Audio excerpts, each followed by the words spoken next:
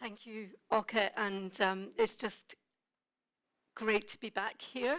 It's been, what were we saying, about 8-9 months since I've been, since my residency ended, and it's been an enormous privilege. And one of the things that we decided to do during my residency, and I very much hope beyond, is to have a series of filmed interviews called Changemaker interviews. And this is where I have a conversation with a musician who is really making a difference in the world with music and beyond music.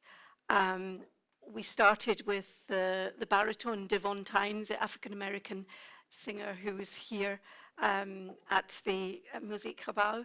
We then had Maren Alsop, the conductor, who's a great pioneer, the first woman conductor to do so many things, and a role model for so many younger musicians. And the last person we had was Laura Hassler, an absolutely pioneering musician who has founded an organization called Musicians Without Borders here in the Netherlands and has a strong relationship with the CVA. So it's really fitting, Orlando, that you're in that line, because if ever there was somebody who's a change maker with music, it's you. Oh, thank you. So it's a great pleasure to talk to you today. And just the other thing, by way of introduction, which Oka just touched on, that I was trying to work with colleagues and working with colleagues here to achieve in the residency, was to really make more new connections with this extraordinarily musical city, the city of Amsterdam, and to uncover some of the things that either the Conservatoire didn't know about or wasn't, they didn't have a relationship with. And I must say it was quite an extraordinary, revelatory time for me, because I discovered so much about this city, which I thought I knew as a musician, but I didn't know at all. And one day we visited the Southeast, the Zuidoost, and Orlando was our guide. He was already known in the Conservatorium, already knew Orlando well because you were a student here. And we visited the Southeast and went round and saw some really jaw-dropping musical work there and wonderful musical leaders running all sorts of programs with young people, with all sorts of people to the highest level in that community. I have to say it took us a very long time to get around the Southeast, because Orlando, as our guide, everybody seems to know him. He seems to know everybody. And we were stopping and talking all the time. But that for me just opened up so much. And I think has led in the end to this residency. Yes. Because it seemed like the absolutely obvious thing to do next. But I remember I asked you on that day when I first met you at the Drum Academy, I'd only met you for 5 minutes. I asked you why you'd enrolled, because you were an older student, when you were a mature student, when you Yes. you didn't enroll at 18 Nope. in the CVA. I asked you why you had decided to become a student, because you were already a very accomplished musician and teacher. Do you remember what your answer was to me? That I'm not only want to take something from the CVA, I want to bring something to the CVA. I want to Yes. be the change in Yes. CVA. Exactly. And you said that, and you said, I want them to know about us, Yes. which for me was a very powerful thing and a very exciting start to the residency. But I thought it'd be good to hear, because I don't really know about this, despite us having had quite a lot of conversations by now. Where did music come into your life? You're born in Amsterdam. Yes. When did music come into your life, and how? Music has always been a part of my family. My mother sings, my father sings as well. They're also playing instruments, but as a youngster, I was not that interested in music. I thought I was going to be an American football player. But at the age of 15, I started at the group that called Brotherhood. That was a marching band, and some of my friends were playing in that band, so they asked me if I want to join them in that band. So I thought that I could try. So I tried to play the bass drum, and after that, I was sold. Mhm. So I started with the bass drum, but I didn't know that I can sing could sing yet. So at the age of I think 17, I started singing. I didn't know that I had a real good You certainly do. voice. So in a project that was called Express Yourself, I was selected to be part of a group that has to be had a presentation about singing something about your own heritage or in your own language. So I choose the song that's called Poema. Poema is a Surinamese for poem. So I started to sing that song, and everybody was crying. Mhm. But I thought everybody was crying because I song that bad. But but they really loved my voice. Mhm. So Yeah, and that's why I choose to be a musician. and I'm just interested about the family. So you said your mother sang. She was a singer. Yes. Um, did you sing with her once you discovered your voice, or was it something that you No, I did didn't. for yourself?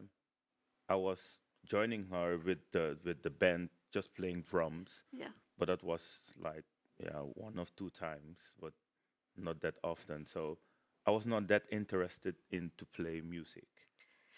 And who was leading? You mentioned the marching bands and the bands that were, um, I guess, around you Yes. in the southeast. Who's leading all those at the time? Who's teaching? Uh, How does it work? I don't know their names anymore. Yeah, but But is it just something that grew up, or was there a network of schools or playing in a marching band at that time was very famous.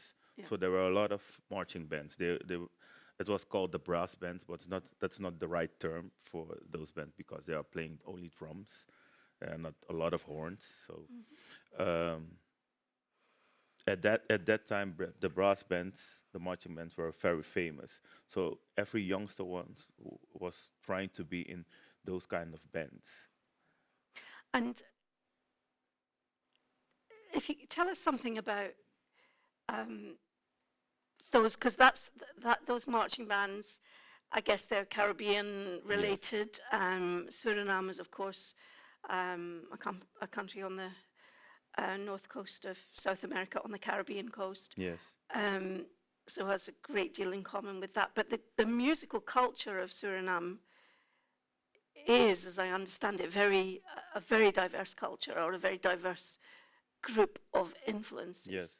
Um, tell us about something about where that comes from. So, but my interest is only in the Afro Surinamese Hmm. music, and that's the reason that I'm only interested in that kind of music because I'm raised with that music. Yeah.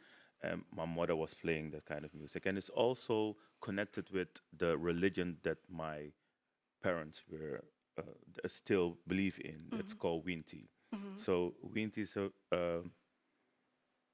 it's an African religion, you can say, but it's developed in Suriname, Hmm. and every religion has their own music. So Winti music is also very important in my family, and that's why they were musicians. Hmm. So my interest was mostly only in Afro-Surinamese music.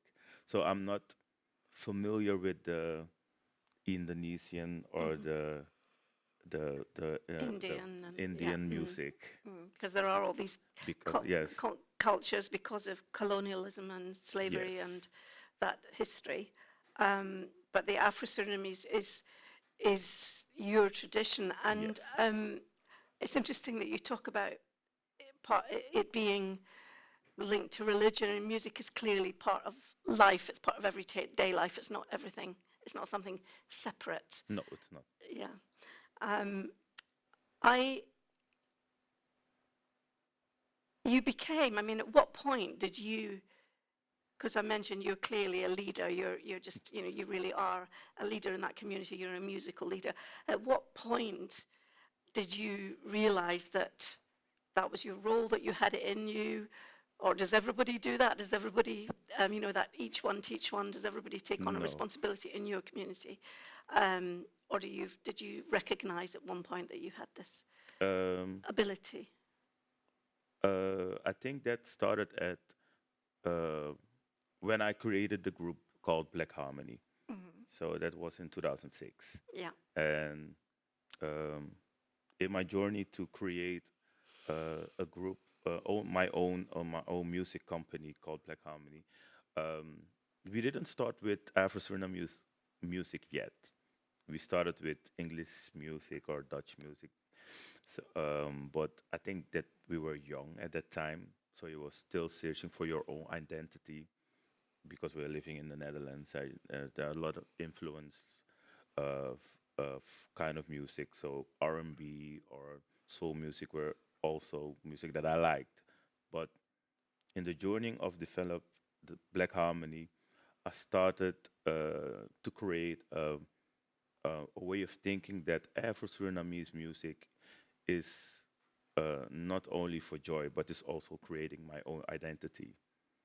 And to be a leader, I think you have to be strong in your mind, but also strong in your soul. And you need to know who you are, Yeah. so you can teach others who they are. And Black Harmony, some of you will have heard them at the pickup last time, but just Yes. tell us something about what that group has evolved into. Yes, it's now a music company that's only sing in the Surinamese language. That's called Saranang. Um, uh, we are trying to be example for other Afro-Surinamese music groups, that we don't have to be performing only for our own people, but we can perform for everybody, because um, it's very good music. It is. It's very good music, and and if we are being example to perform at theaters or other places where everybody is coming, then we are making the change, I think. And you tour and you record Yes, with Black Harmony. yes. Is it also, actually, I don't know the answer to this, is it also a teaching thing? Are you bringing young people in, training young people, or is it just a professional At the thing? moment, we are also giving lessons in Yeah. the apinti drum, but also singing lessons. We'll come on to the Apinti drum in a moment, but you're also involved in a group called Eternity, which we Yes. also saw something of when we visited. And that was founded back into, it's even older than Black Yes, Harmony, that's isn't in it? 2002. Yeah. And that's more of a young people's Yes, ensemble, is that right? Tell yes. us about that. That's basically started as a marching band, but it's also grown to be a music company that's doing more than only playing the marching band. We are also busy with music education. We are making theater plays.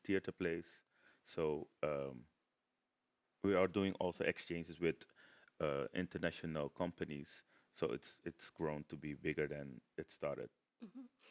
Um, I mean, I'm just, something that we talked a lot about um, during my residency, and that we've talked about, is that idea that you, I think, are living, so wonderfully, which is a musician working at the top of their game. I mean, what you said about those people crying when you sang, I mean, that's the effect that your singing had on me when I first heard it, and when you're singing and playing the drum together.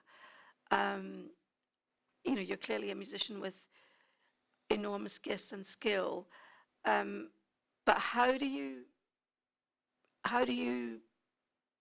see the role of the musician, as you know, how do you balance making sure you're really developing your art, but you're also bringing other people in all the time, teaching, organizing. The last time we saw you, you were organizing a tour to Suriname with Black Harmony, etc. How do you balance all that? Do you see it all as one thing? Do you see it as separate? Do you think? Tell us about how you see your life as a musician. My life as a musician, it's very busy. But I think if it's um, your not your second but your first nature to do something that's your purpose, it's not a strange thing to do. You're just doing it because it's your nature. So um, it's very difficult to answer that question because it's just my nature to do it. Yeah, that's clear. It's very Yes. natural. And what about that? I mean, I found when we visited the southeast, and then some of these music leaders came back here at the end for the pickup last August. August, yes. These extraordinary, mainly women actually. You're an exception in that. But people running things. I mean, why do you? How do you account for that in that community? There is so much music. There's jazz. I mean, it's not all the same kind of music either. There was, you know, there was jazz and there's electronic music going on. All these music schools, all these organizations. It just seems to be music everywhere. Yes. How do you account for that in that community? Um, at the moment we are trying to be to connect with each other because there is also not how do you call that? We are not alone in the room. Hoe zeggen we samenwerken, mensen? There's no collaboration yet in Amsterdam Southeast with all of those organizations. So for me, it's also a part of, I think, of my job to connect with each other, to collaborate with each other. To take that leadership role. I mean, tell us a little bit more, because we're just going back into the specifics of your, because you talked very passionately there about your involvement, your identity being in Afro-Surinamese music. And I think part of your work here at the CVA is to delve more deeply into that, to find out, to look at it more academically, to find out more, and in order to teach people. Can you just tell us something about what the character of that music is, and what you know so far about where it comes from and its functions, etc. Yes. So when I did my audition at the CVA, I did it with the Apinti drum. So the Apinti drum is the first and I think the most important drum of the Afro-Surinamese people. And when I did my audition at the CVA, nobody was familiar with the instrument. Um, but also my people are not familiar about the history of this instrument.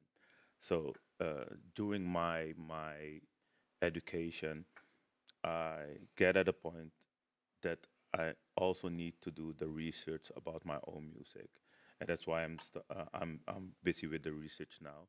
And what I found out is that Afro-Surinamese music has a very strong connection with the Akan people, and the Akan people are the people from Ghana.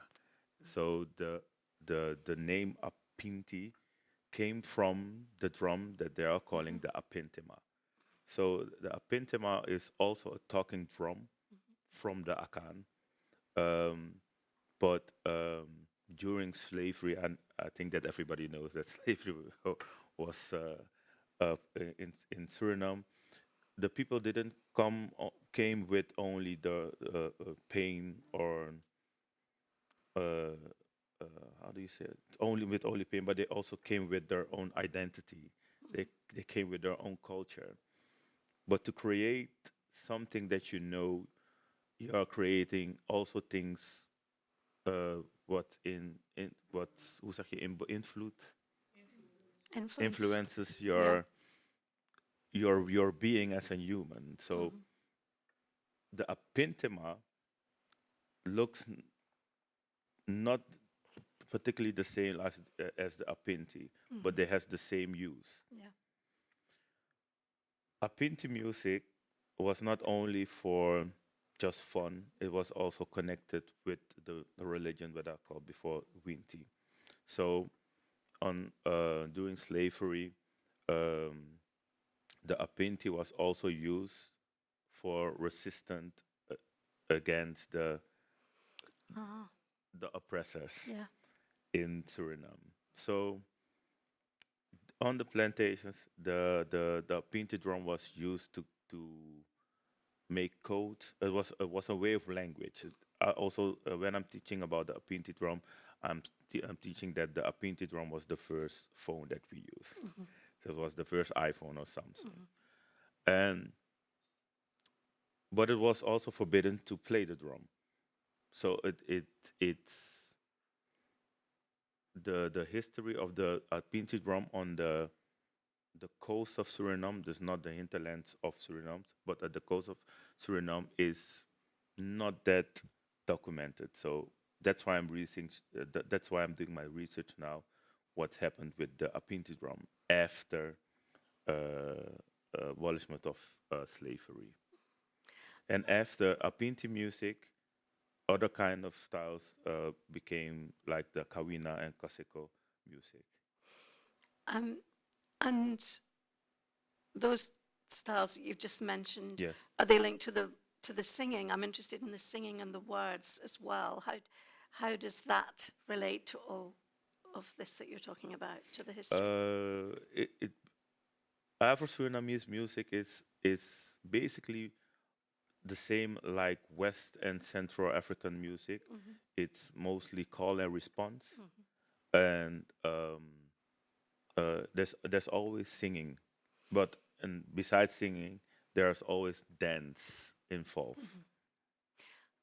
And I guess if you're living, I mean, you're living with in the southeast. There's a lot of Surinamese people. There's a lot of people in Amsterdam who don't necessarily know anything much about Surinamese culture. But even among Surinamese heritage people, are you able to? Do you feel you're able to teach people about this heritage already?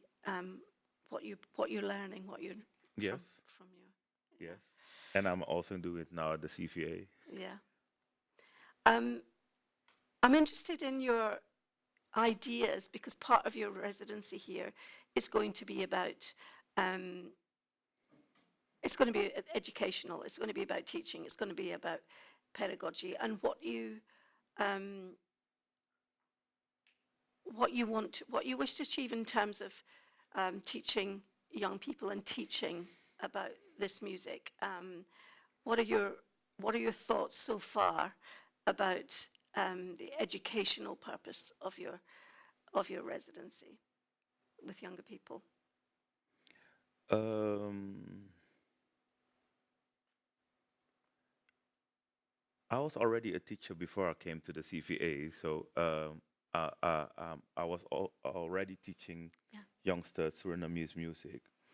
But I think now that I want to, that's what I was saying before, that I want to make a good infrastructure for the youngsters in Amsterdam Southeast where they can go into learn something about Afro-Surinamese music, but if they want to learn something about jazz, then they have to go to the jazz stage. So you can call it a route map for music in Amsterdam Southeast. I Yeah. think that's going to be a good idea. So that's a route map which shows young people all the different possibilities Yes, in music. yes. And I'm interested in what you think the role of the CVA can be in that route map. They have to be also a part of the route map, I think. Yeah. Because I guess when we had that, we had the session when people came from the southeast to the Yes. pickup. Somebody said, "This is the first time I've ever been in this building," etc. And then there was a lot of really excited talk about. Yes. Well, I think Oka mentioned it. You know, let's date and let's not make it a one-night stand, and let's have much more connection. I mean, I'm interested in what you think at the end of your residency, what you want, how would you like things to change by the end of your residency? We'll ask about the longer term in a moment, but what would you like to achieve with colleagues here at the CVA by the end of your residence?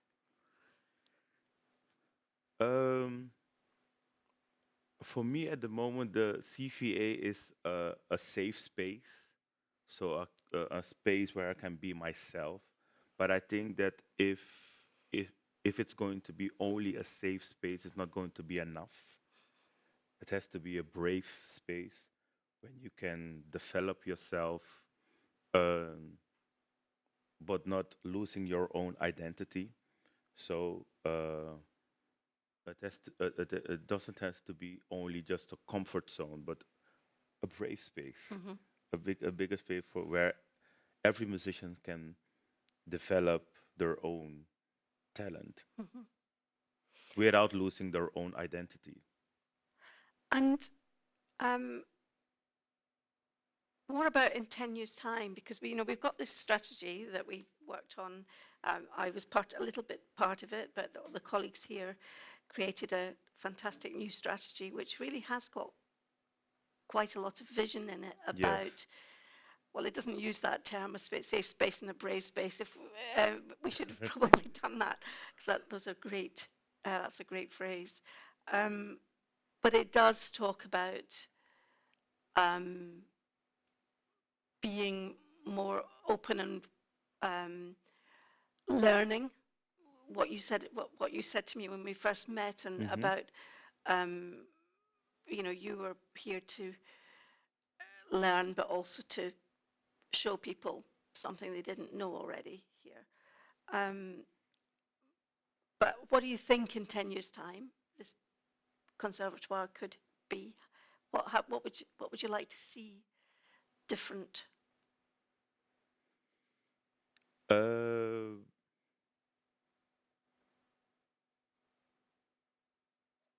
years. I think it would be nice if there were a lot of Orlandos at the CVAs.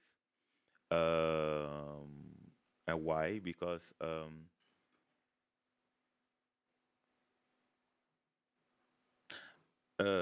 in my interview with someone else, I said during my education, I was not lonely, but I was the only one that was doing this from the Afro-Surinamese You mean grassroots your organization. education here? Yes. Yes. So it would be nice if there were a lot of options besides only the ODM, the teacher course, where you can play your own music. I mean, yeah, it's that thing about everybody's got to do the work, not just one person. And Yes. yeah, everybody's got to do the work. And I was very taken with your idea of a route map and a huge variety of stages Yes. for people to make music. Um, we will have a moment shortly if people have questions and comments for Orlando, but I just wanted to ask about, I mean, you received an award, Echo Yes. Award, which is brilliant. Congratulations. What was that for? Can you tell me what that was for? That's an award for students that are working on any kind of institute like the CVA with this program, that diversity or inclusion. And what are you going to do with that award? It's for travel, isn't it? What are you going to do? Um, yeah, the prize was the that you're getting a summer course in LA, but it's not clear yet what we are going to do because Trump has other rules for visa.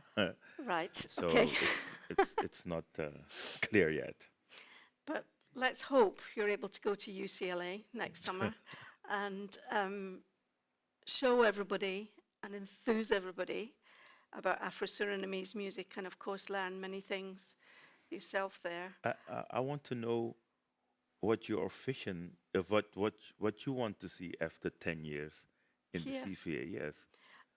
That's a really good question. I mean, I think I share that your idea of the route map, that the CVA is really part, and I think there's so many things. I mean, we had a really interesting time, and you were involved in some of these conversations, just finding out even within the organization all the different things that happen, which are quite extraordinary.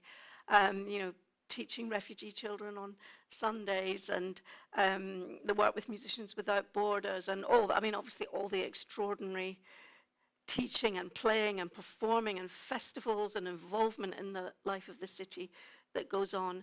But I think I would, in 10 years, really like to see that this place is absolutely porous to the musical life of the city, so that, yes, there are lots of Orlandos, there are lots of young people from all over the city and beyond who feel they can learn the violin here, you know, learn to play in orchestras, who can learn Afro-Surinamese music, or, I mean, already there's pop music and jazz, of course, but that there's a much more porous atmosphere, so that, you know, that doesn't mean, I mean, the whole thing that I'm passionate about, and I know that you are in your way as well, is this idea that somehow being more open and being more receptive to a wider range of influences does not mean that there's any lowering of excellence or standards. On the contrary, the more open you are, the more excellent you are.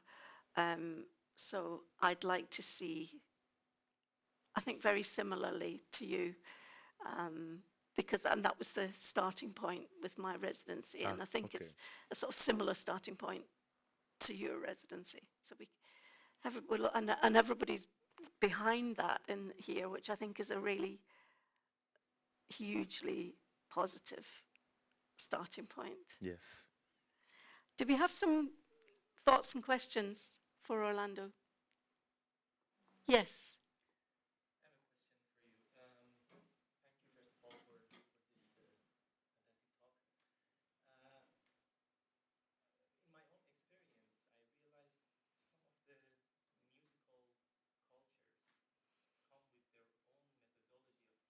Yes.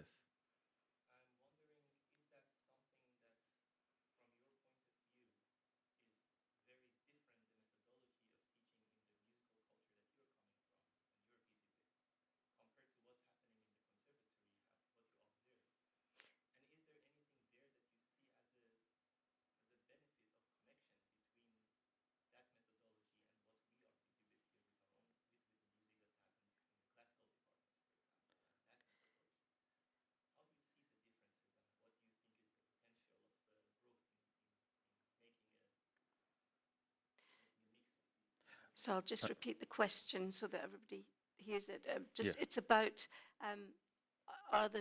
is the methodology different between different musical cultures that are taught here and Orlando's musical culture, and what would be the potential for learning and benefiting from those differences? I think that even between humans there are differences. So I I think that I'm not looking quietly at difference, but only at more opportunities to learn other way to teaching. That's mostly how I'm thinking.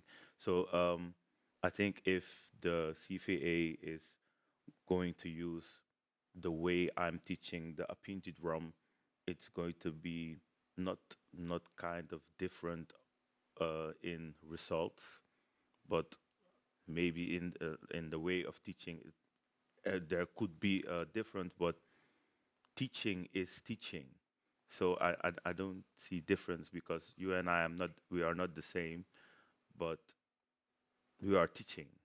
If you know, if you understand what I'm meaning. I understand exactly what you mean. It's just maybe my question was not maybe if I give an example of my experience because I'm myself from Iran and Hmm. I had a Sufi teacher in Iran who was teaching me how to play tambour, for example. The Yes. methodology of learning that instrument was so radically different with the methodology of learning piano when I came to this school to learn with a Yes. piano teacher, right? Here we had notations. I had to read the notes, and there was an entire mental process before I could play any notes on the piano. Yes. While in the experience I had with my tambour teacher, he was playing music in front of me. I had to repeat after him whatever I would see and hear and feel. Yes. So the methodology was so radically different from each other, and Yes. the, for me, the combination of the two was something that for myself I started to use for my own learning because I just knew the both ways. Yes. So that's the kind of question I have. That these differences, I see the differences very valuable as a potential, and I'm just wondering how would you look at these differences and how is there any specifics in the methodology that is related specifically to the kind of music that you are busy with that we don't have in, for example, teaching piano Okay. in the Yes. conservatoire? If you want to play the apinti drum, uh, then exactly you need to know the history of the drum, but you also need to know that it's not only a drum um, for pleasure. It's also connected with spirituality. So you need to know the background of the spirituality. What's called Winti is a religion. So I think um, that you need to know also the religious side of the drum. Thank you. Is there another question? Yes. Oh, Oh, behind. yeah, Yeah. yes. We know each other from Southeast, Yes. and you already said there are a lot of Orlando's in Southeast. I think so. Yes. Children that are walking and they are playing an instrument. But what's your opinion? How can we get the Orlando's from Southeast to the conservatoire, to the Oosterblock? What do we need? How can we get the Orlandos from Southeast to Yeah. the Osterdock to the Conservatoire? I think we need to work from this plan, the strategic plan from the CVA, when where one of the points are collaborating with local community organizations. So this is a good start, I think. And what I was saying before, if we are creating a route map in Southeast, we have to start creating a good environment for music. So if it's not clear yet in Southeast, there's no reason to come to the CVA because we don't even have it clear yet. I think.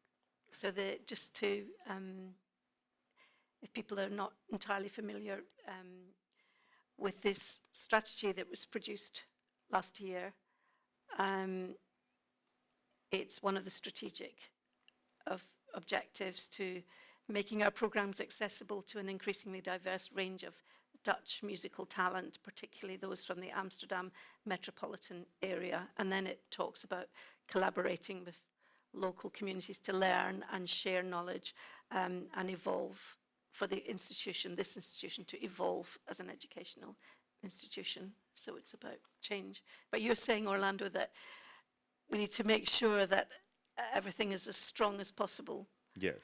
there as Okay. well. Yes. Joachim. Yeah.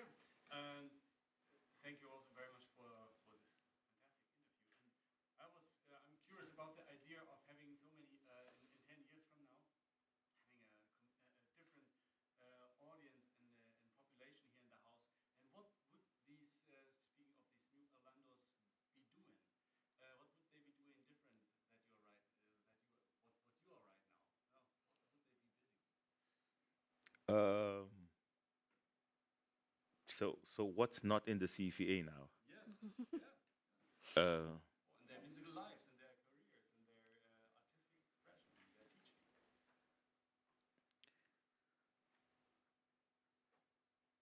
teaching. it's not going to be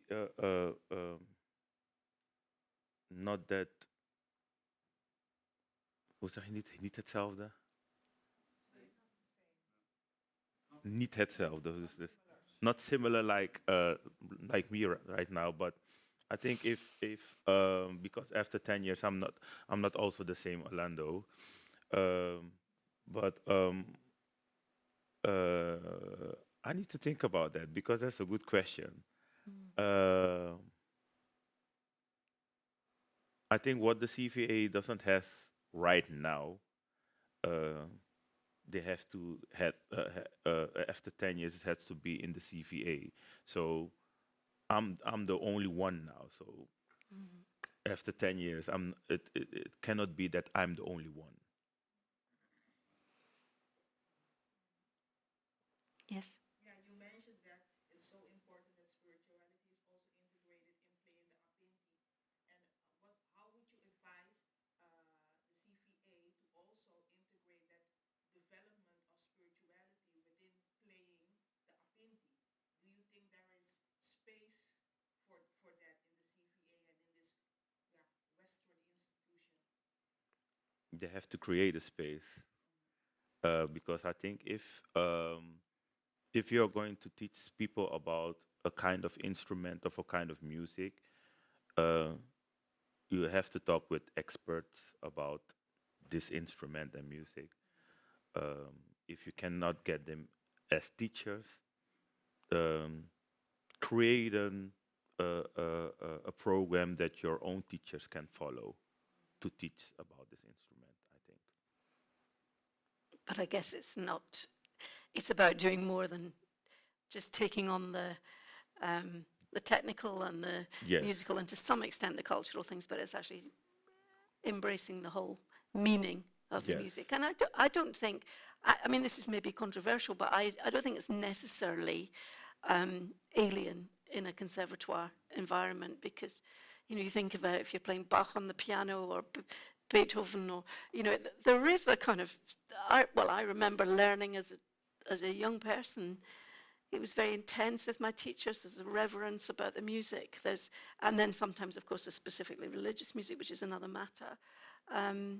But I think that's a really interesting question about embracing the whole of,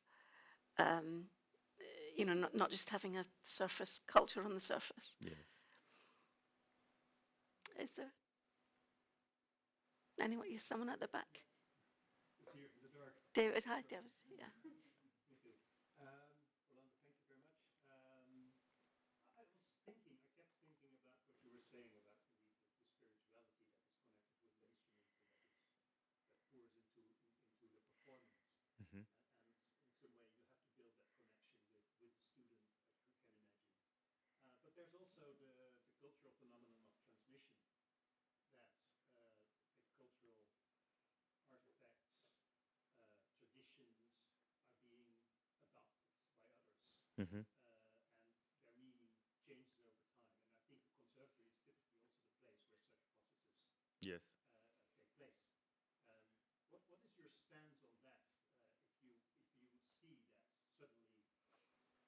pinty or another instrument would be used for other purposes because someone is in It depends on the in a way purpose. inspired by it. So what would your stance be with respect to such an evolution? So are you talking about sort of evolution of musical forms and combinations and Traveling, the traveling of music. traveling of music? Yeah. Music from one culture being adopted by another because we have Yeah. so many means of Yeah. support, cultural Which can be practices. controversial, of course, but Which it's can be also, controversial yeah. and be put to other for to use for other purposes. So what would your a very general it's a very general question, but Hmm. would be your attitude towards that? Um,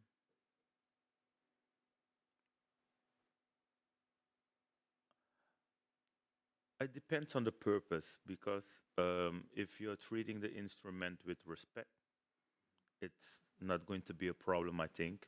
If you're a musician, you have a free way of thinking. You have a free way of making your art. So if you're making your art uh, from a good conscience and a clean heart, it has not to be a problem, I think. So it depends on the purpose. Yeah, that's good. Can I ask an additional question? Because I think in the talks we had, you also said that you already also changed Yes. music. Can you tell us about that? Um, so with Black Harmony, um, we are creating Afro-Surinamese music, but it's not um, quietly the same like 400 years ago.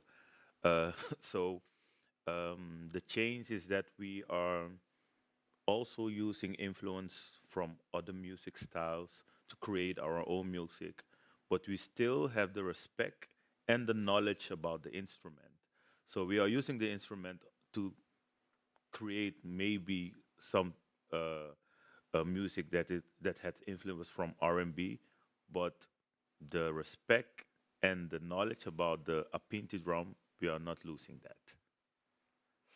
And do you have any sense that your exposure at the CVA to so many different musicians, Hmm. has that changed what you do in the realm of black harmony or in the realm of your own teaching? I was already doing that before the CVA. Yeah. Um, so not that not that strong. Yeah. Are there any other questions?